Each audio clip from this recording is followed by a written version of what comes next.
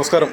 കണ്ണൂർ ജില്ലയിലെ ചെമ്പേരി മലയോര ഹൈവേ കടന്നു പോകുന്ന വിപിൻ ജ്യോതി എഞ്ചിനീയറിംഗ് കോളേജിന് സമീപം പ്രധാനമന്ത്രി ജലജീവൻ മിഷൻ്റെ ഭാഗമായി പൈപ്പ് ലൈൻ ഇടുന്നതിന് വേണ്ടി മണ്ണെടുത്ത് സ്ഥാപിച്ച കുഴിയിൽ അശാസ്ത്രീയമായി മണ്ണിട്ട് അത് വേണ്ട രീതിയിൽ ഫില്ല് ചെയ്യാത്തത് മൂലം ഇവിടെ എത്തിയ ഒരു ഡെലിവറി വാൻ ഈ കുഴിയിൽ വീണ് അത് ഉയർത്തുന്ന ദൃശ്യങ്ങളാണ് ഇപ്പോൾ കണ്ടുകൊണ്ടിരിക്കുന്നത്.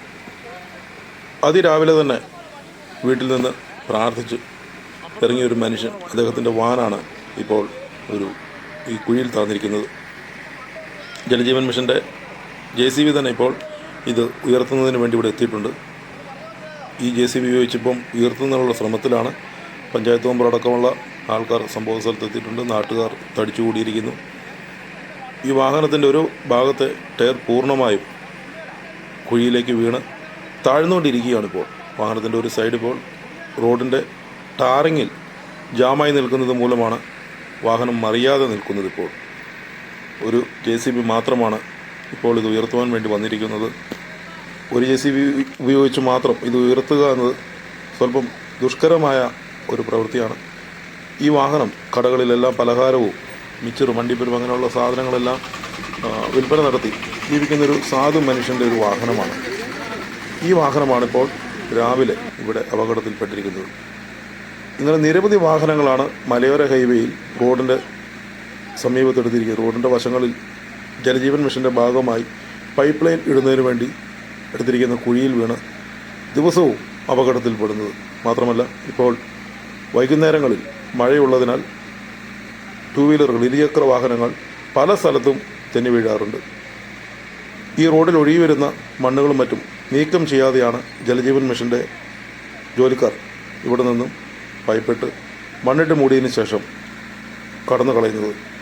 വേണ്ട രീതിയിലുള്ള ഒരുവിധ ശുചീകരണ പ്രവർത്തനവും ഒരു മേഖലയിലും ഇവർ നടത്തുന്നില്ല.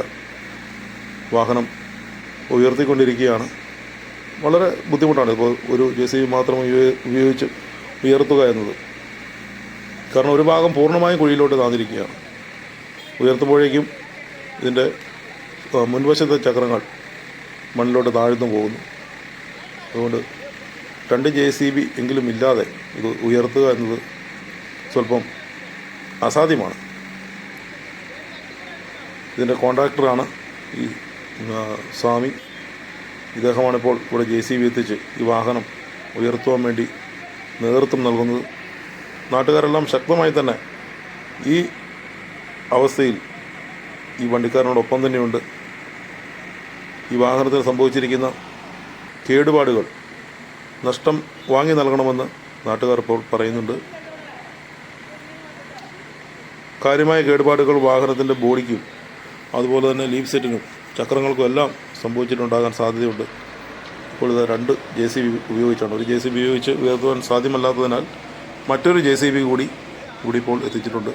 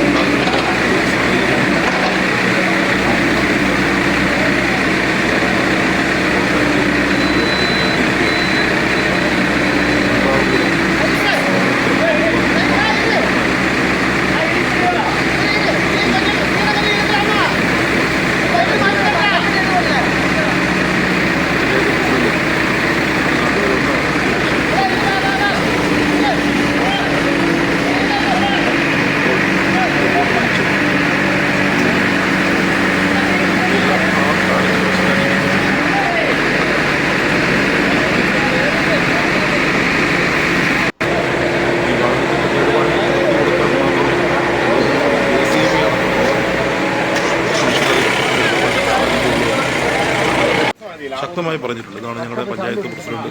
ആ വണ്ടി നന്നാക്കുന്ന പൈസ കൃത്യമായിട്ടും കാര്യങ്ങളെല്ലാം ഇപ്പോൾ ആ എഞ്ചിനീയറോട് തന്നെയുള്ള വർക്ക്ഷോപ്പിൽ നിന്ന് ഒരു ചുമല റിബണെങ്കിലും പഠിച്ചിട്ട് കേടുപാടുകൾ അവരെത്തിയിട്ടുണ്ട്. വാഹനത്തിന് സംഭവിച്ചിരിക്കുന്ന കേടുപാടുകൾ ഇപ്പോൾ വിലയിരുത്തിക്കൊണ്ടിരിക്കുകയാണ്. അവരുടെ നിർദ്ദേശപ്രകാരം 10,000 രൂപയാണ് ഇതിന് കേടുപാടുകൾ.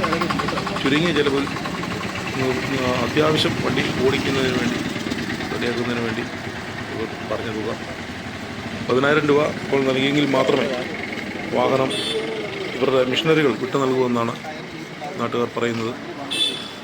ചെമ്പേരിയിലുള്ള SK ഓട്ടോ ഗാരേജിലെ സോമനും അതുപോലെ തന്നെ ചന്ദ്രേട്ടനൊക്കെയാണ് ഇവിടെ എത്തിയിരിക്കുന്നത്. വാഹനങ്ങൾ പരിശോധിക്കുന്നു. പഞ്ചായത്ത് പ്രസിഡന്റിൻ്റെ സാന്നിധ്യത്തിൽ ജലജീവൻ മിഷൻ്റെ ഉദ്യോഗസ്ഥരടക്കമുള്ള ആൾക്കാരുടെ സാന്നിധ്യത്തിലാണ് വാഹനം ഇപ്പോൾ പരിശോധിച്ച് ഇതിന് സംഭവിച്ചിരിക്കുന്ന കേടുപാടുകൾ നാട്ടുകാരുടെ സാന്നിധ്യത്തിൽ വിലയിരുത്തി നിശ്ചയിക്കുന്നത്. ഒടുവിൽ 6,500 രൂപ ജലജീവൻ മിഷൻ്റെ ഉദ്യോഗസ്ഥരിൽ നിന്ന് നഷ്ടപരിഹാരം വാങ്ങി വാഹന ഉടമയ്ക്ക് നൽകിയാണ് ഇവിടെ നിന്നും നാട്ടുകാർ പിരിഞ്ഞുപോയത്.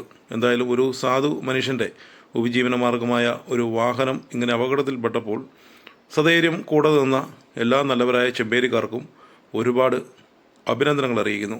എല്ലാവർക്കും നന്ദി.